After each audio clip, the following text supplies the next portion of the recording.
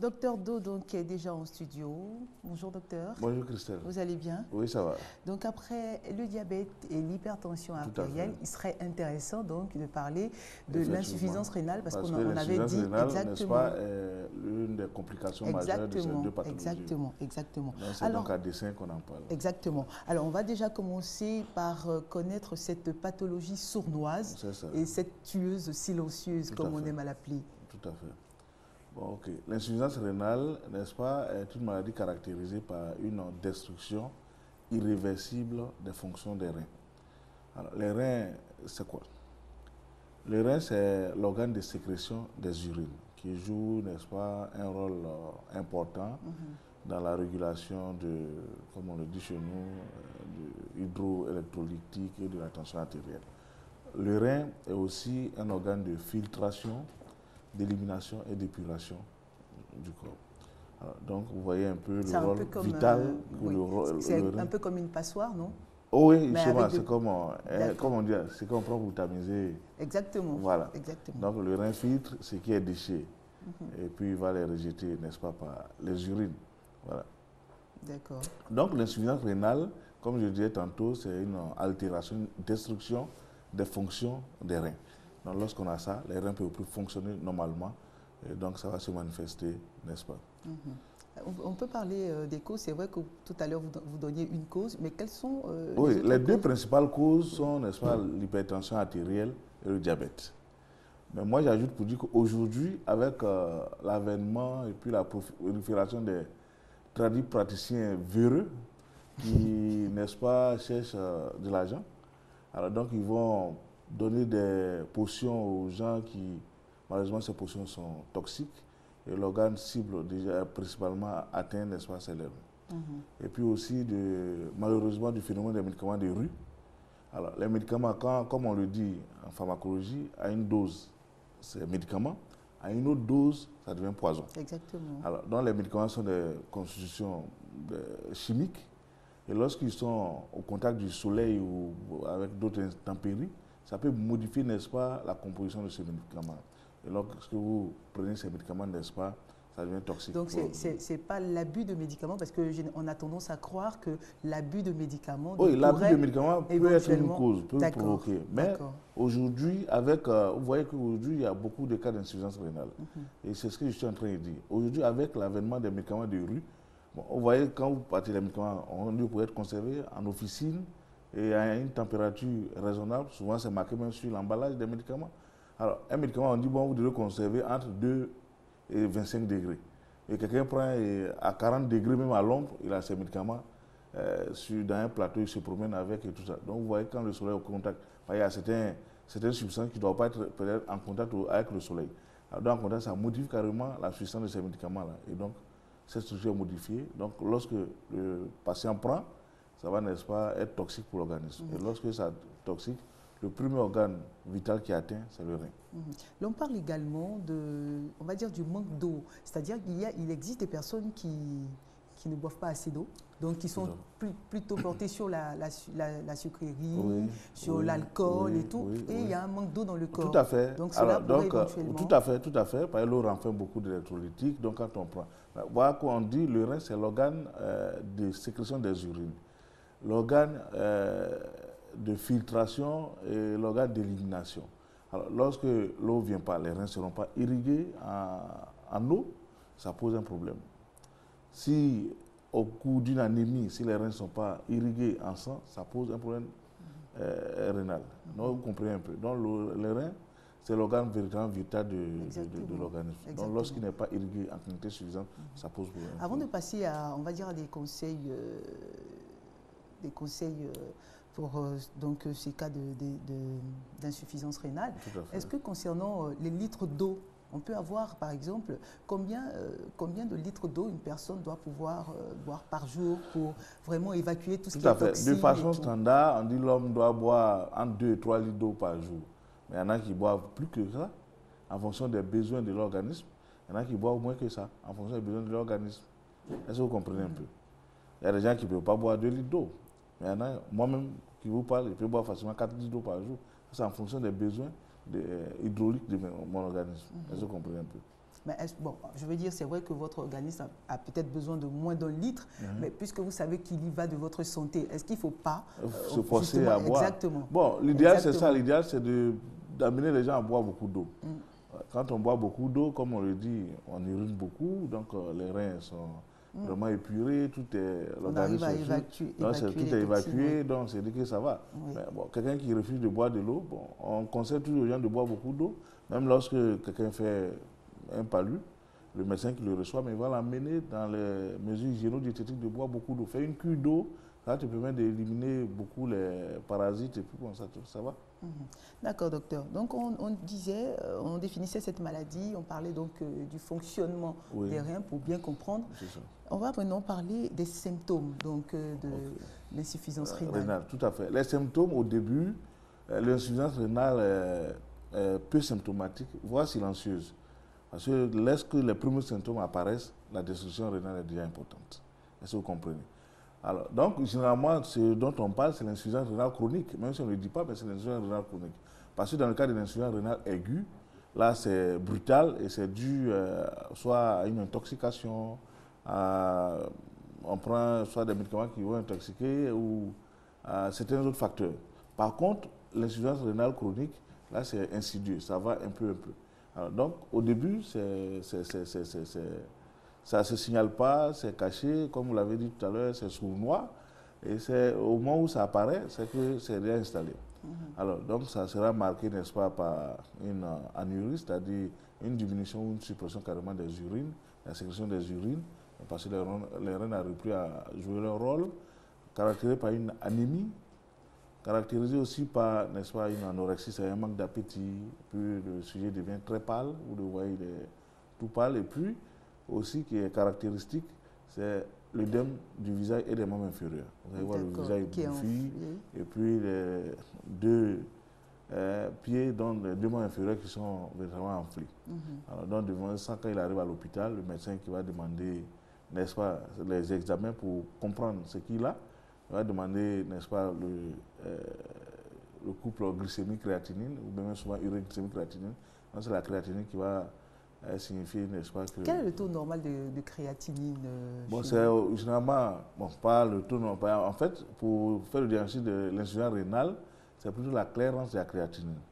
C'est l'épuration de la créatinine. Donc, c'est au-delà de 90 ml par minute. Alors, donc, je profite pour dire que lorsqu'on a, par exemple, entre 60 et 90, ça, c'est une insuffisance rénale débutante. Quand on a, par exemple, entre 30 et 60, ça, c'est une insuffisance rénale modérée. Lorsqu'on a entre 10 et 30, ça fait une insuffisance rénale sévère. Mais en dessous de 10, c'est une insuffisance rénale terminale. C'est là qu'on va vous parler de dialyse. Alors, tout à l'heure, concernant les symptômes, vous parliez donc des œdèmes, donc du visage et des membres inférieurs. Et ces œdèmes-là, enfin, je veux dire, ce symptôme-là, il est également remarqué chez l'hypertendu. C'est vrai qu'on n'en avait pas parlé la dernière fois. Tout à fait. On était en train de dire tout à l'heure que l'insuffisance rénale, c'est l'une des complications de l'hypertension artérielle.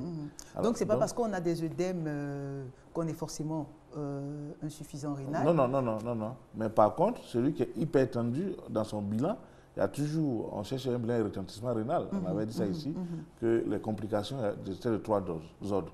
Complications cardiovasculaires, donc on va chercher une insuffisance cardiaque, une hypertrophie ventriculaire gauche, etc. Complications cérébrales, pour voir un syndrome énergétique ou les signes annonciateurs d'AVC. Et puis ensuite, complications rénales, et on va voir s'il n'a pas une insuffisance rénale. Alors, donc, s'il commence à présenter des œdèmes, au début, ça peut arriver. Mais lorsqu'on va faire le bilan, on va se rendre compte que malheureusement, ça va de pair, les œdèmes seront, n'est-ce pas, consécutifs à un problème rénal qui est en train de s'annoncer. Alors, on va parler un peu des personnes à risque et des facteurs de risque. Bon, les personnes à risque, je dirais que comme l'insuffisance rénale elle-même est la complication de pathologies telles que le diabète et puis l'hypertension, donc c'est les deux groupes de personnes à risque, les diabétiques et les hypertendus. Alors, donc, comme on l'a dit ici dans le cadre du traitement de l'hypertension et même du diabète, il y a des régimes qu'on impose à ces malades-là. Et justement, c'est pour éviter, on a dit, le diabète, l'hypertension, on a ça à vie. Mais ce qu'on fait, c'est pour prévenir le traitement et les régimes qu'on leur impose, c'est pour prévenir, n'est-ce pas, les complications. Et parmi ces complications, on a dit, il y a AVC et tout ça, il y a l'insuffisance rénale. Oui. Alors, bon, quand on arrive à une insuffisance rénale, on a dit dans la définition que l'insuffisance rénale, c'est une altération des fonctions des reins, irréversible d'ailleurs. Donc quand ça arrive, c'est irréversible. Et sous nos tropiques aussi, où on va trouver des reins pour faire des greffes, c'est trop compliqué cette affaire. Voilà. Vous allez dialyser, mais bon, on verra ça dans le traitement. Quand on fait le traitement, ce n'est pas pour être guéri parce que ce n'est pas curable, ce n'est pas guérissable. C'est pour retarder, n'est-ce pas, la progression de la maladie. Est-ce qu'il y a une tranche d'âge, quand on parle de personnes à risque, il y a une tranche d'âge qui est plus touchée? Oui, avant, on parlait dans toute la littérature, on parlait de 59 à 60 ans. Mais aujourd'hui, comme je l'ai dit dans mes propos liminaires, avec l'avènement de médicaments de rue, de certains autres facteurs environnementaux, aujourd'hui, même il y a des enfants qui ont une insuffisance rénale. Est-ce que vous voyez? Donc, si vous partez au service de néphrologie du CHU de Yopougon, vous allez voir que c'est très spectaculaire. Il y a des jeunes gens qui ont une insuffisance rénale et tout ça.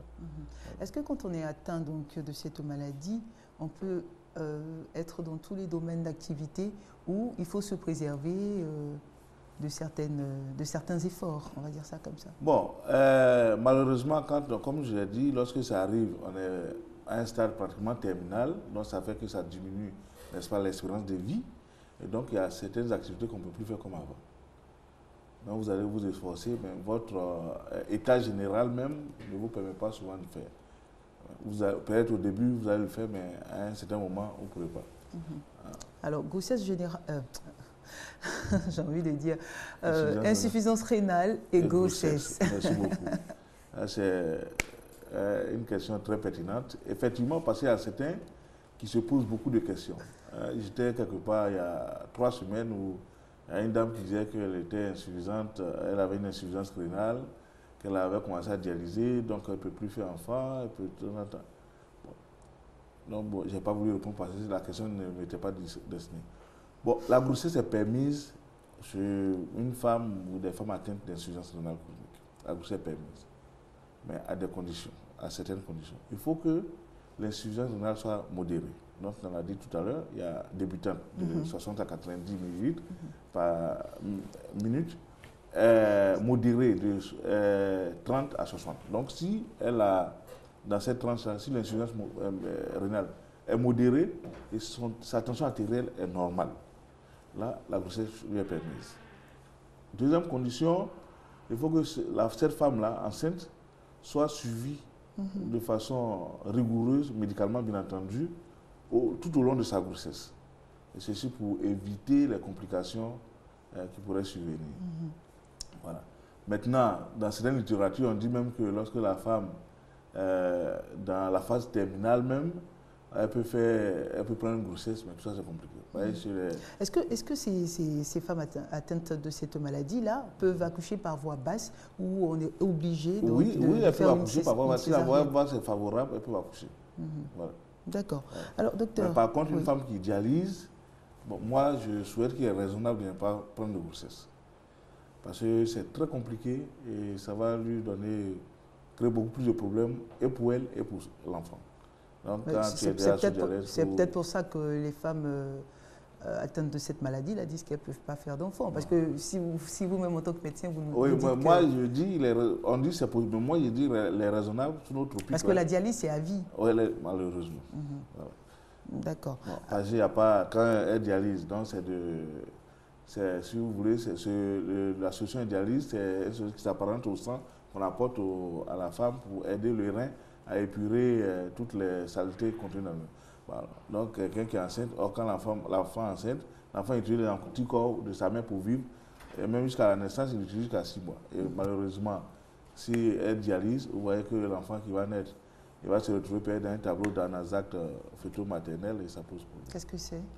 Bon, il va sortir ici, tout gonflé, l'eau partout, et bon, malheureusement, il va mourir. Ah, d'accord, ok. Est-ce qu'il est possible, docteur, de vivre, mais vraiment, on va dire, convenablement, avec un seul rein? Avec un seul rein, s'il est très fonctionnel, oui, ça existe. Il y en a qui, en Europe, par exemple, il y en a qui donnent un rein. On va laisser l'Europe, on est sous oui, notre mais puisque ici, c'est tout. Bon, généralement, le problème qui se pose au niveau des insuffisances rénales, quand ça arrive souvent, c'est bilatéral. C'est les deux reins qui sont atteints, malheureusement. C'est ça qui pose le plus gros problème. Sinon, si un rein est bien fonctionnel, c'est vrai qu'il ne fait pas toute l'épuration de l'organisme, mais bon, ça vaut mieux.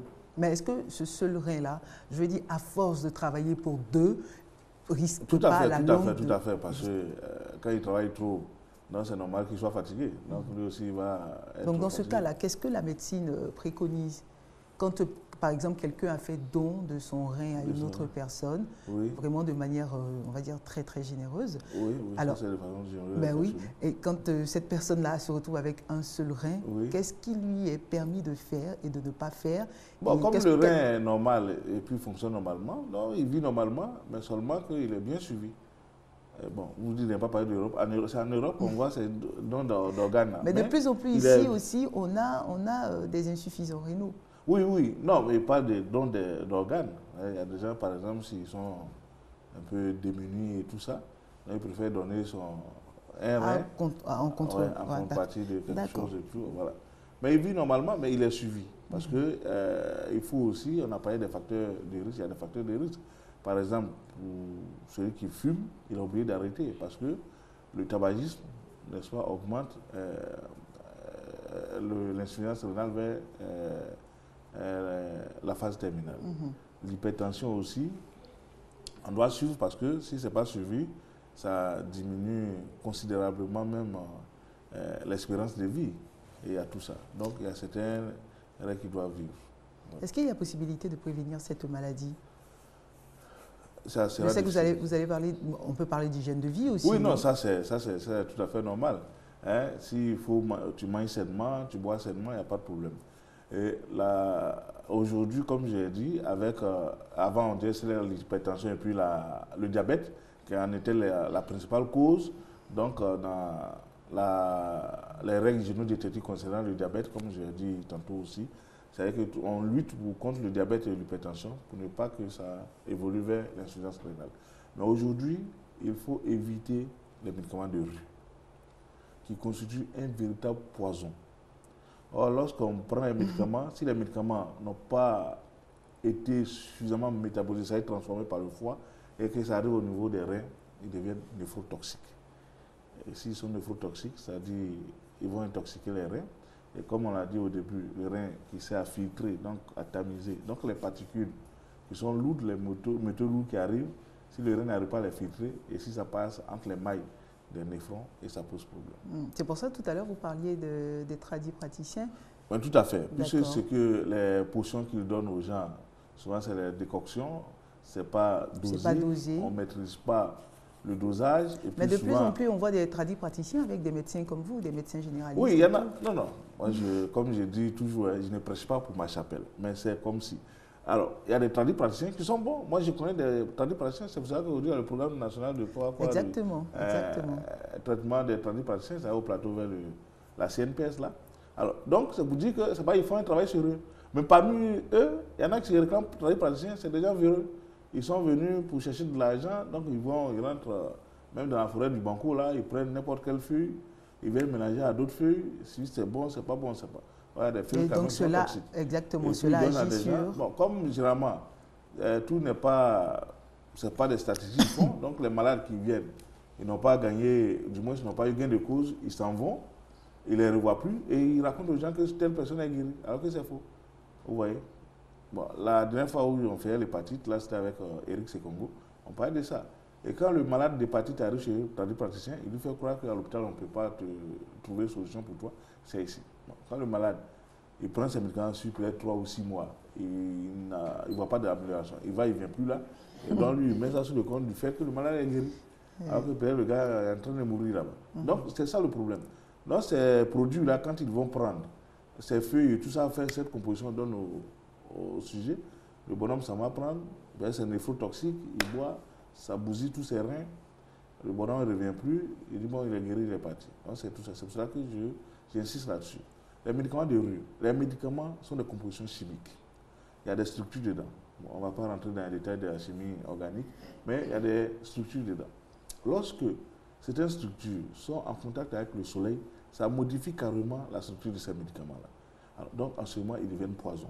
Donc, quand vous prenez, et j'ai dit, l'organe vital premier qui est atteint, c'est le rein. Donc, quand vous prenez, ça arrive au niveau du rein, c'est toxique, ça bousille tout le rein. Même, il y a certains médicaments qui traitent même le diabète ou quoi, il y a certains médicaments qui sont à long terme, à très long terme, néphrotoxiques. Donc, c'est pour cela que quand c'est dans un délai court ou moyen terme, le médecin qui prescrit, il suit, après, il change de médicament. C'est pour ne pas que plus tard, on ait cette insuffisance rénale. Est-ce que vous comprenez? Voilà, donc, ce sont ces dispositions que les médecins prennent. Alors, donc, quand vous êtes malade, quelle que soit la maladie, venez à l'hôpital, le médicament qui va vous prescrire, il connaît les effets indésirables, il connaît le dosage, il connaît la posologie, et donc là, il vous prescrit, vous prenez vos médicaments, vous êtes guéri sans problème. Donc, évitez l'automédication. Parce que, comme on a dit, on n'a pas eu de posologie, les médicaments à une dose, c'est médicament, à une autre dose, ça devient poison. Vous êtes au courant que souvent, il y a des gens, quand ils veulent se faire peur ou bien ils veulent se suicider, ça en prend plein de Novaquine pour voir. Bon, quelqu'un qui boit des comprimés raisonnables de Novaquine, il n'y a pas de problème. Mais quand il est récemment ingurgité 20 ou 30 comprimés, vous voyez que ça va abolir certaines fonctions. Donc ça pose ce problème. D'accord. Donc évitez l'automédication, voilà. Évitez surtout les médicaments de rue. Ça tue. Non, ça j'insiste là-dessus. Il y a des gens qui sont malades, ils disent non, je suis parti voir la femme en Angola qui vend les médicaments là, il a pris compris quoi, Daga ou bien sur place, des choses comme ça. Évitez tout ça. Aujourd'hui, à pratiquement chaque 100 ou 200 mètres, il y a des pharmacies. Si vous ne savez pas où partir à la pharmacie, généralement les pharmaciens sont là, vous lui posez le problème, on va vous conseiller des médicaments. Mais est-ce que ça aussi c'est permis, d'aller directement voir un pharmacien pour lui poser un problème avant d'aller voir un médecin? Bon, comme tout le monde n'a pas les moyens pour aller consulter un médecin, mais aller voir le pharmacien et poser le problème, je crois que c'est mieux qu'aller soi-même dans n'importe quel coin, aller payer des médicaments pour boire. Le pharmacien, il est conscient, il connaît les médicaments, il sait que ça.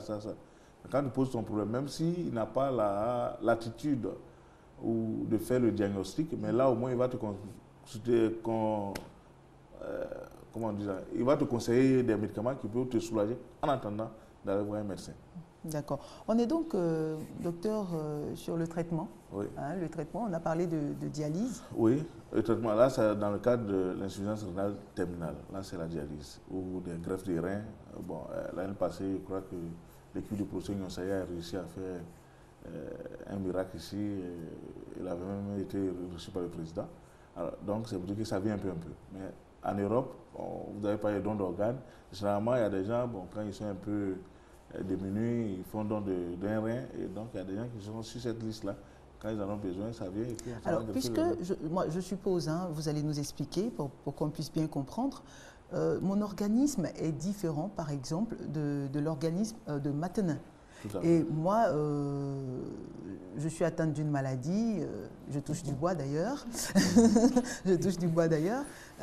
et on est obligé donc de me greffer, je dis comme ça, le rein de Matenin. Je peux faire un rejet de ce rein? Oui, c'est possible.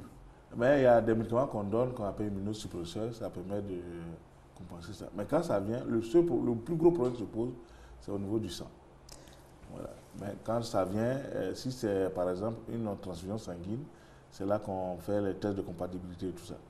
Mais pour ne pas qu'il y ait rejet, pour la greffe, pour ne pas qu'il y ait rejet, justement, il y a des médicaments qu'on donne lorsqu'on fait la greffe. C'est pour ça que quand ils font la greffe, on ne les laisse pas sortir aussitôt. Ils vont rester peut-être près de 6 mois à l'hôpital. Le donneur et le malade? Le malade lui-même. C'est le greffé. Le greffé, non, le donneur, lui, il s'est fait enlever le rein, donc lui, ça va, il est parti. Mais le malade, greffé, donc lui, il reste 6 mois, il est sous immunosuppresseur pour pouvoir permettre, n'est-ce pas, pour éviter le régime, n'est-ce pas, du greffon.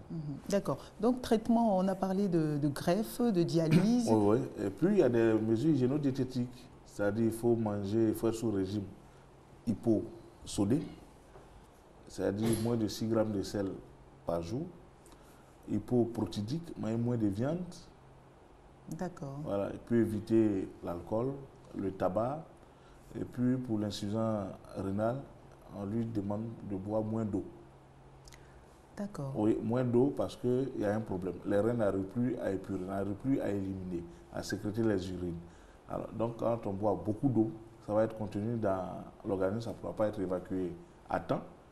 Donc, en buvant, ça va envahir les autres organes et à risque même d'un œdème aigu du poumon. Ça peut remonter au poumon et puis là, ça sera encore plus fatal. Voilà. D'accord. Comme je le disais là, docteur, c'est une maladie très très sournoise, qui petit à petit malheureusement. rentre dans votre vie et commence à faire de petits dégâts. De grands dégâts même. À petite échelle d'abord et puis après, le temps de vous rendre compte justement, elle est en train de vous tuer pratiquement. Malheureusement. Oui. Malheureusement. Alors docteur, que retenir donc de cette maladie? L'insuffisance rénale aujourd'hui, je dirais pour ma part, qui est en train de poser un problème de santé publique et c'est très dangereux, comme vous l'avez dit. C'est une pathologie très sournoise, insidieuse. Lorsque ça arrive, malheureusement, les gens n'en guérissent pas. Donc, je dirais par exemple aux malades d'insuffisance rénale qui dialysent ou non que je partage, n'est-ce pas, leur souffrance. Est-ce que la dialyse est douloureuse? Par moment. Par moment. Oui, et partage leur souffrance. Et la dialyse, justement, consiste à quoi? On veut bien comprendre. Hein. Oui,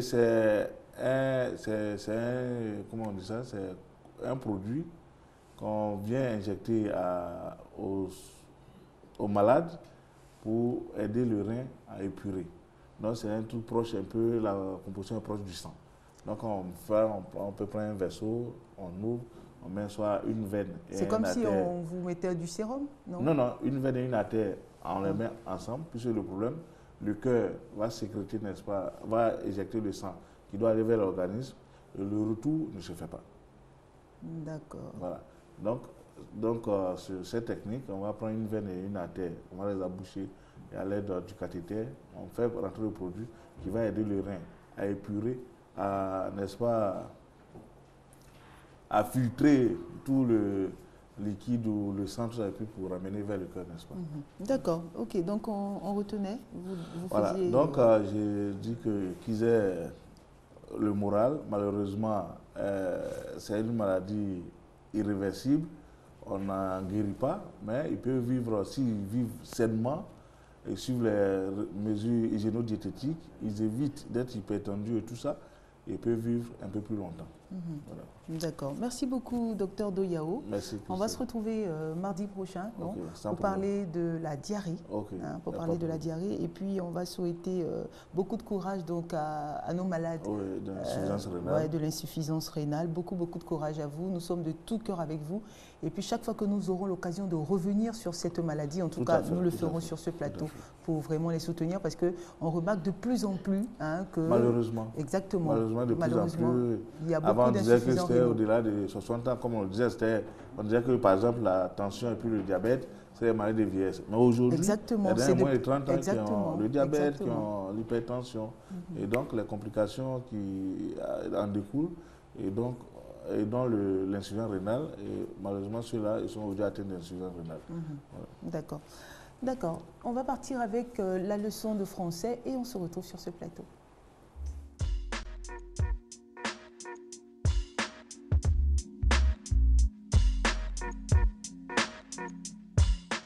Mesdames et messieurs, chers téléspectateurs, bonjour à vous. Je suis très heureux de vous retrouver ce matin dans le cadre de notre cours de français. Au cours de la dernière séance, nous avons parlé de l'emploi de la lettre majuscule dans la phrase. Aujourd'hui, nous allons nous intéresser à un élément de l'orthographe. Comme nous avons l'habitude de le faire, nous allons nous appuyer sur les phrases suivantes. Alors ensemble, nous allons les lire. P1, Momo a un joli vélo. P2, Nicolas a oublié son livre. P3, Momo et Nicolas vont à l'école à vélo. P4, Mamadouba apprend à lire et à parler. Alors, nous allons observer avec beaucoup d'attention chacune de ces phrases. Chacune d'elles contient au moins une faute. Dans un premier temps, nous allons identifier, repérer les fautes. Ensuite, nous allons les corriger et donner la règle qu'il y a à appliquer pour pouvoir éviter ces fautes. Alors, nous intéressons à la phrase P1. Momo a un joli vélo. Quelle est la faute? Nous observons bien la phrase. Momo a un joli vélo. Alors ici, A, le mot A est une faute. P2. Nicolas a oublié son livre. Lequel de ces mots est incorrect? On observe bien la phrase. Ici encore, nous constatons que c'est toujours le mot A. P3, Momo et Nicolas vont à l'école à vélo. On observe bien la phrase. Momo et Nicolas vont à l'école à vélo. Alors ici, nous constatons également qu'il y a un problème au niveau du mot A. Il en est de même pour le second A dans cette phrase P3. La phrase P4. Mamadouba apprend à lire et à parler. On observe bien. Mamadouba apprend à lire et à parler. Le premier A de la phrase P4 est correct. Quant au second A, lui également, il y a un problème. Y a-t-il encore d'autres fautes? On observe bien la phrase P4. Mamadouba apprend à lire et à parler. Alors ici, il y a une faute. La terminaison du mot parler. Alors, comme vous le constatez, la faute revient à quel niveau? Nous avons relevé que c'est au niveau du mot A.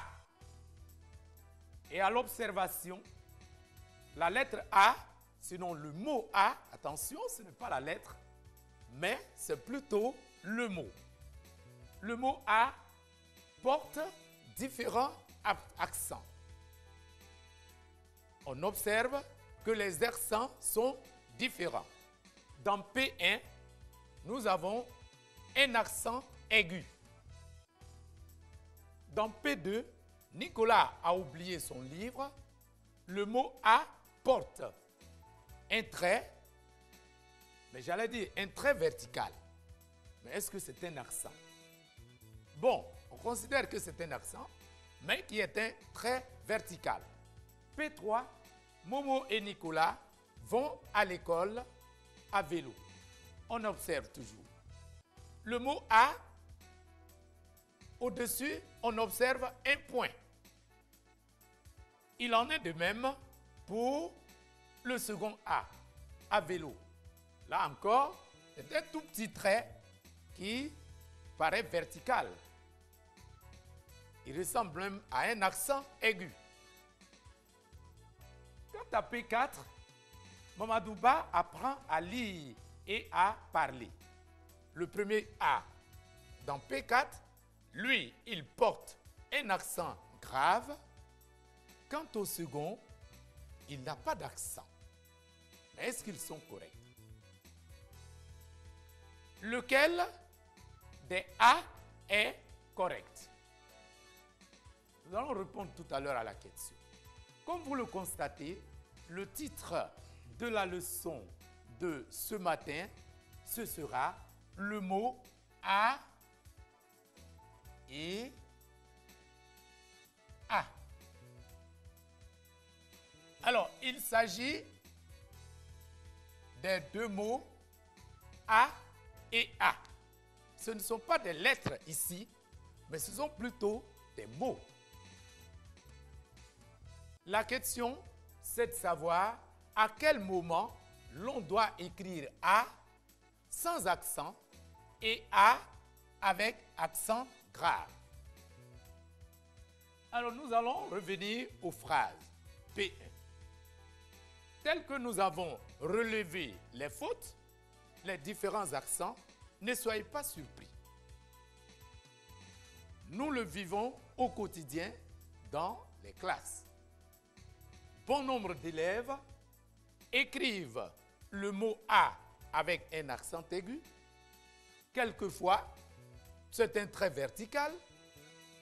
Dans d'autres cas, on met tout simplement un point au-dessus du mot « a ». Pour quelle raison?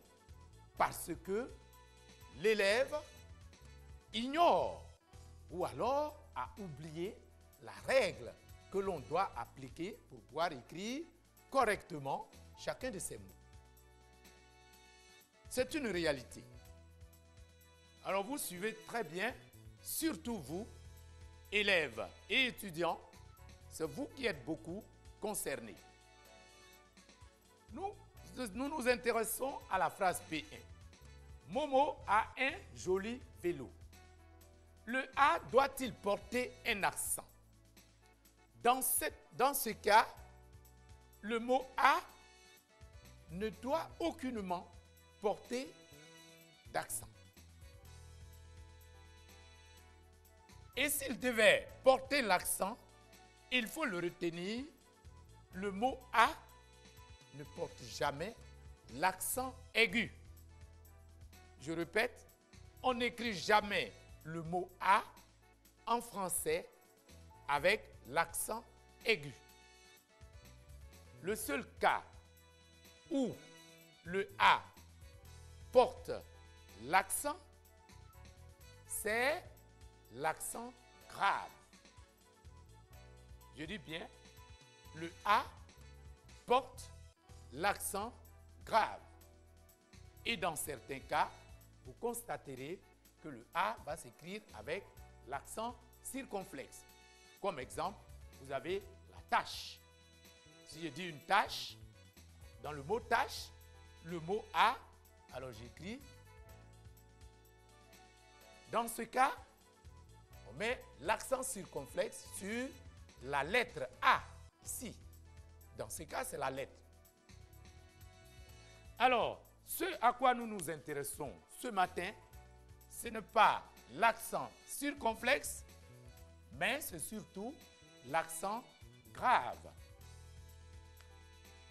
Alors, pourquoi le mot A dans P1 ne doit pas porter l'accent grave?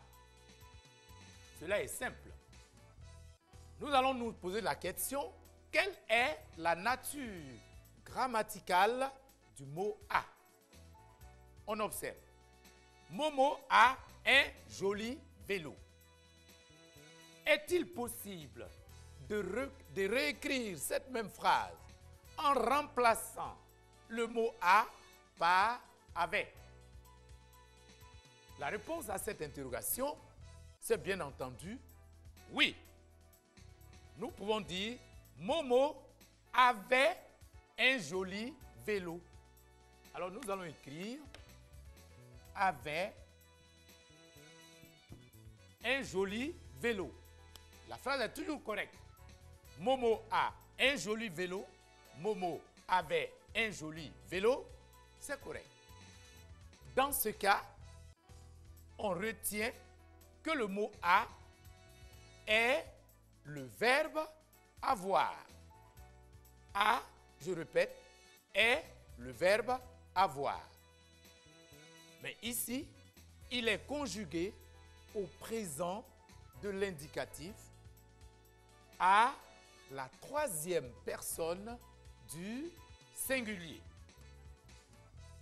Et donc, je répète, A s'écrit ici sans accent parce que il est possible de remplacer le A par avec. Avec étant le même verbe avoir qui est conjugué à l'imparfait de l'indicatif. Nous passons à la phrase P2. Nicolas a oublié son livre. Le mot a porte un trait vertical. Comme je l'ai dit tantôt, bon nombre d'élèves écrivent le mot « a » avec l'accent aigu. C'est une faute. Le mot « a », je l'ai déjà dit, ne peut porter que l'accent grave ou bien l'accent circonflexe. Ce qui veut dire que l'élève en question ignore la règle à appliquer ou bien il l'a tout simplement oublié. C'est le lieu ici de rappeler cette règle. C'est le même jeu que nous allons faire ici, c'est-à-dire remplacer le « a » qui est ici par « avait ». Si cela s'avère possible, alors, dans ce cas, nous allons retenir que le « a » s'écrira sans accent. On y va. P2. Nicolas avait oublié son livre. Le bon sens indique que la phrase est correcte. On peut le dire. Nicolas avait. On observe. Avait. Très bien. Nicolas avait oublié son livre. La phrase est correcte. Et donc, conclusion, le mot « a » va s'écrire sans accent. Et il est encore ici le verbe « avoir », mais cette fois-ci, on observe bien, « avoir » nous aide à conjuguer un verbe. Et quel est le verbe conjugué? On regarde bien la phrase. Le verbe conjugué ici, c'est « à oublier ». Je répète, le verbe conjugué de la phrase est « à oublier ». Quel est l'infinitif de ce verbe? L'infinitif du verbe est le verbe « oublier » qui se termine par « er ». C'est donc un verbe du premier groupe. Et le verbe dans cette phrase est conjugué à quel temps? On observe bien. Le verbe étant composé de « a » et de « oublier », c'est clair que le verbe « oublier » est conjugué ici au passé composé. Le verbe « oublier » est conjugué au passé composé. À quelle personne? À la troisième personne du singulier. Dans la mesure où Nicolas peut être remplacé par « il ». Ainsi donc on dira Nicolas a oublié son livre ou bien il a oublié son livre. Et le verbe oublier, qui est un verbe transitif, qui se conjugue au temps composé avec l'auxiliaire avoir. Dans ce cas précis, on ne dira plus que « a » est un verbe.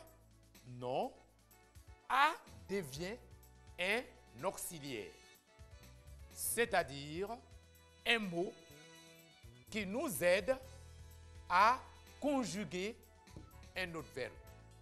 Je répète, un auxiliaire en conjugaison, c'est un verbe qui aide à conjuguer un autre verbe. Et il s'agit là des temps composés. Le passé composé est un temps composé. On observe. Et donc, « a » ici est l'auxiliaire « avoir » que je peux remplacer par « avait ». Lorsque je mets « Nicolas avait oublié son livre », le même verbe « oublier » est conjugué à quel temps? Avec « avait », le verbe est conjugué au plus que parfait de l'indicatif. Alors donc vous observez bien, dans une phrase, lorsque je constate que le « a » est suivi d'un mot comme « oublier », on regarde bien, oublier ici étant un participe passé. oublié est un participe passé. On retient. Lorsque A est placé juste avant un participe passé, je dois comprendre que le A ici est l'auxiliaire avoir qui est conjugué ici à la troisième personne du singulier. Et donc, dans ce cas, il ne s'écrira pas avec l'accent grave. Nous passons à la phrase P3. Momo et Nicolas vont à l'école à vélo. Alors, les fautes que nous avons relevées, c'est toujours au niveau du mot A. Vous le constatez avec moi qu'au-dessus de A, il y a un point. Mais non, ce n'est pas la lettre I. On mettra un point au-dessus lorsqu'il s'agit de la lettre I. Mais ce n'est pas le cas. Et jamais en français, le mot A ne s'écrira avec un point au-dessus. C'est donc une faute. Il en est de même pour le second A. Vous marquez ce trait vertical, ben, c'est une faute. Vous avez le devoir de marquer correctement l'accent là où